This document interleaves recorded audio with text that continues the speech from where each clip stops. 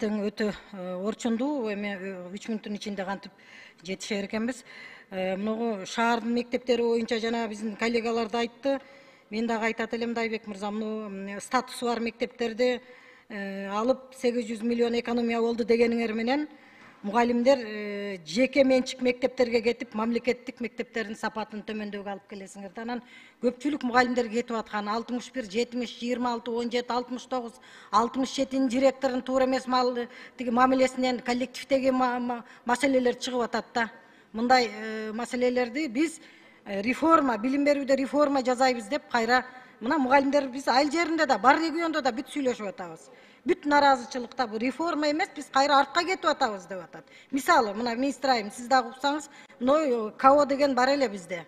Ал бүгүнкү күнү барбы, жокпу, анын жаңы директорунун аял киши экен, үстүнөн арызданган эле коллектив да. Мен жакында эле мына 7 каналдан Жаанбаев Сейит агайдын телевиденияда бир интервьюсун уктум, абдан жакшы сүйлөдү да. Бүт күчтүү мугалимдердин баары кетип калды КОдон, окумуштуулардын баары кетип калды. Айтсаңыз, мен 12 жылдык билим берүүгө эмне үчүн каршы болгонмун? Себеби биз ага даяр эмеспиз деп. Бүгүнкү күнү сиздерде бир стандарттык предметтик бир методикалык илимий изилдөөлөр барбы? КОдо иш барбы? Кандай болуп атат? Эми сизден мен жооп деле күткөнгө келбейт да, жоогуңуз даяр, абдан кооздоп сүйлөп үйрөнүп алдыңыз. Бирок мен баамымда бул жерде педагог илимдердин кандидаты, докторлары калбай калганы жеттен чыгып атат. Ушулар методикалык рекомендацияны ушулар берчү да. КО иштечү, илимий иштерди ушулар жасачу. Жаңы ачылыштарды ушулар 12 жылдыкка бизге китептерди чыгарып бериш керек болчу. Ал жок, китептер жок. Конкретно предметтер боюнча айтыңызчы сиз. Мисалы, мен кыргыз тилчи катары айтайын. Бизге 12 жылдык мектепке өтсөк, 1-класстан баштап канча саат, кайсы предметтер, автору ким, китептер чыктыбы, методикалык рекомендация барбы? Ушул КОдо ушул иштерди мен көргөнүм жок. Сиз кандай дейсиз? Биз даяр эмеспиз да, баягы эле эски баягы традиционный саат менен жыл баштап атпайбы? 12 жылдыкка дайын эмес биздики. Кандай дейсиз? КО боюнча иш жумуш жок азыр. Бул суроого жооп берейин. КОдон адистердин кеткен себеби акыркы жылдары бардыгында айлык көтөрүлсө, Кыргыз билим берүү академиясында же методикалык кызматтарда көтөрүлгөн жок. Биринчиден, экинчиден, бүгүнкү күндө билим берүү стандарттарын толугу менен Кыргыз билим берүү академиясы жазып жатат. Жаңы билим берүү стандарттарындагы ушулда мен проекттерди айтып атасыз да. Жок, проект эмес. Жок, жооп бербей эле коюңуз. Конкретно иш жок.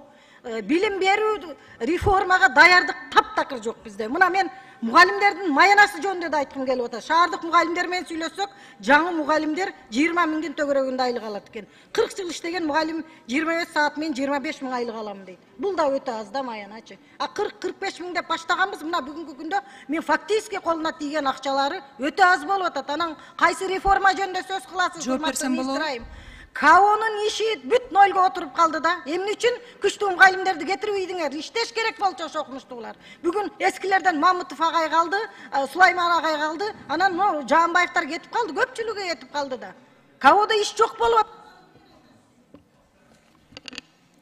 Бул боюнча китептер боюнча жаңы жумушчу топ түзүлүп, азыр кыргыз тили боюнча бардык мамлекеттик компоненттер боюнча булар стандарттарын жазып иштеп жатат. Бул боюнча ачык конкурс менен тандалып алынды. Ал эми бул именно 12 жылдык боюнча. 12 жылдык боюнча 1-класстан 12 класска чейин толук так илимдер предметтери боюнча китептер алынып, адаптацияланып, Сингапур дүйнөлүк алдыңкы китептер кыргыз билим берүү саясаты менен айкалышып жатат бүгүнкү күндө. Булар 4 айдын ичинде. Жок, кыргыз билим берүү саясатындагы мамлекеттик компоненттеги китептер даярдалып жатат бүгүнкү күндө толугу менен. Китеп жетпейт деп атасыздар, бул каражаттан көз каранды 1,5 миллиард кийинки жылга бөлүндү толугу менен. Ал эми мектеп боюнча, мисалы үчүн бир эле мектеп, ошол эле 69-мектепте 40 кружок ачып алган. Биз мамлекеттик базистик планды аткарып атабыз. Биз бүгүнкү күндө кайра ошол эгерде 2 жолу менен мэрия ошол кружоктор керек десе алар төлөп бергенге болот. Бүгүнкү күндө алар өз алдынча дагы ата-энелерден акча төлөө менен кружоктук сааттарды берип атат.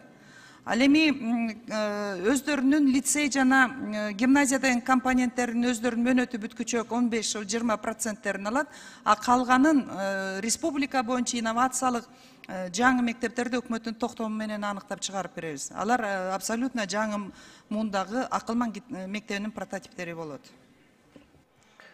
Үчүнчү процедурный. Мен оюмду жыйынтыктап коеюнчу, мен жообумду эле талап кылбайм. 2 минут берип коюңуз. Эмне үчүн мен айтпасам ким айтат? Мен мугалиммин. Тарынсаңар тарынгыла, тарынсаңар таласка бар дейт кыргызда. Сиз министр катары мугалимдериңиз баары наразы сизге. Мына апрель айында биз жогорку кеңеш токтом кабыл алганбыз. Китептер боюнча мына бул жерде Абакиров мырза экөөбүз комитеттерден өткөрүп жогорку кеңештен кабыл алганбыз.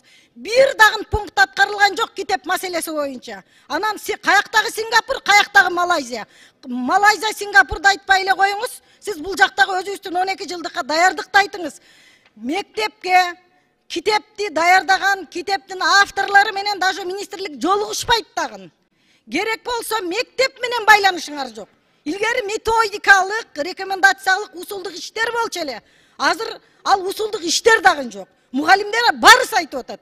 Таптакыр начар, акыбалыбыз оор деп атат.